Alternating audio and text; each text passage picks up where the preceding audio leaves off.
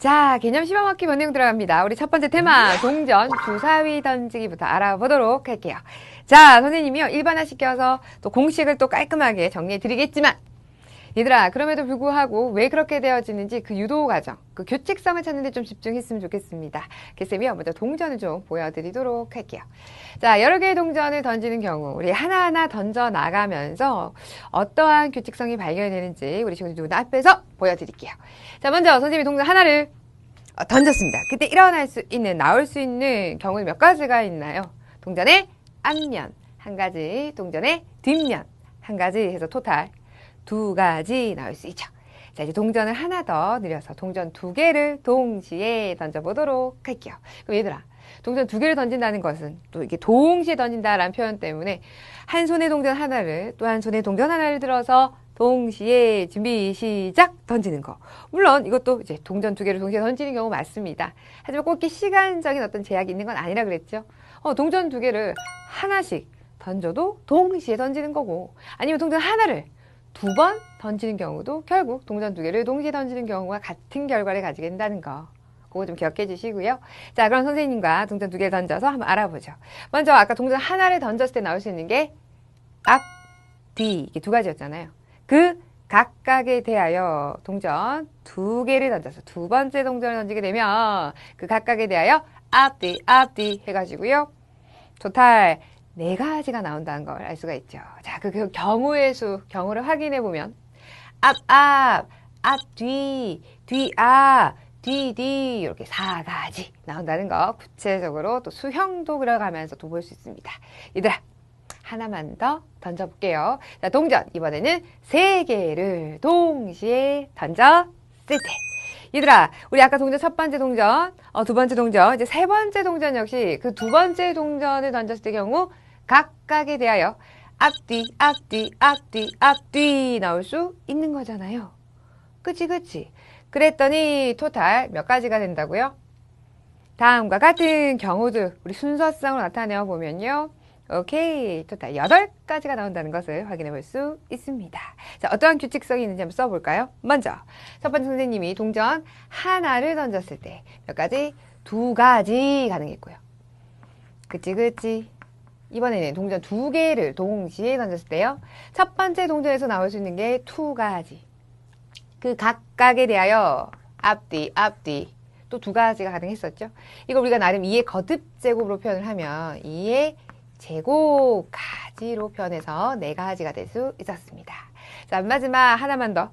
동전 3개를 던졌을 때요.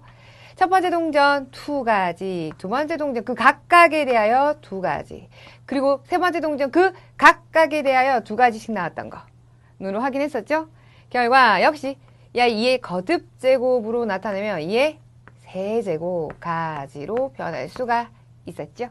자, 우리 친구들 눈치 좀 빠른 친구들은 이미 눈치채셨을 겁니다. 동전 1개를 던졌을 때 이거 생략되어 있는 거 1, 2, 지수가 1이네. 그 다음 동전 2개를 던졌을 때 2의 지수가 2가 되어지고요. 그 다음 동전 3개를 던졌을 때 어떻게 됐다고요? 2의 세제곱. 그리고 동전을 4개 던졌으면 2의 4제곱. 그런 규칙성을 발견할 수 있구나. 그러면 정리합니다. 서로 다른 같은 것도 상관없어. 같은 동전 상관없어. 어쨌든 동전 N개를 됐나요? 동시에 던졌을 때 일어날 수 있는 모든 경우의 수는요. 바로 우리는 2의 N제곱 가지로 나타낼 수가 있다라는 걸 발견할 수 있었네요. 동전 하나하나당 앞뒤 여기 나오는 거. 그 각각에 대하여 그래서 고배 법칙이구나. 그 각각에 대하여 그래서 고배 법칙이구나. 그 고배 법칙이 적용되었다는 것도 역시 확인해 볼 수가 있겠습니다. 이게 동전을 던졌을 때 경우라면 얘들아 같은 맥락에서 보시면 돼요. 주사위도 한번 알아볼까요? 자, 여러 개의 주사위를 던지는 경우도 같은 규칙성을 발견할 수 있는데요. 하지만 차이점이라면 동전을 하나를 던졌을 때 나올 수 있는 가지수가 앞, 뒤 2가지였다면 주사위는요. 하나를 던졌을 때 나올 수 있는 가지수가 눈이 총 몇 개야? 1에서부터 6까지 총 6가지라는 겁니다. 오케이. 됐나요? 자, 동전보다는 가지수가 좀 많아요. 또 우리 지금 눈앞에서 보여. 드릴게요. 먼저 개쌤이 규칙성을 발견하기 위해서 주사위 한 개를 던졌습니다. 나올 수 있는 가지수는요. 6가지. 어렵지 않아. 끄덕끄덕. 이제 그 다음이 문제야. 두 번째 주사위 해서 주사위 2개를 동시에 던져볼게요. 마찬가지야. 주사위 2개를 하나씩 던진다. 이렇게 생각하시면 돼요. 하나의 주사위를 2번 던지는 경우도 역시 같은 결과를 가진다 그랬어. 그럼 얘들아, 첫 번째 주사위 던진 상태에서 두 번째 주사위를 선생님 주사위 B라고 할까요? 두 번째 주사위 B를 던진다면 어떻게 나오니? 1에서부터 6까지 첫 번째 주사위 A, 첫 번째 주사위를 던지고 나서요. 두 번째 주사위는 그 눈에 각각에 대하여 몇 가지씩 나올 수 있는 거야? 6가지 나올 수가 있는 거잖아. 6 곱하기 6, 36가지가 되었음을 확인해 볼 수 있지요. 자, 여기서 하나만 더 던져볼게. 주사위 2번 주사위 C.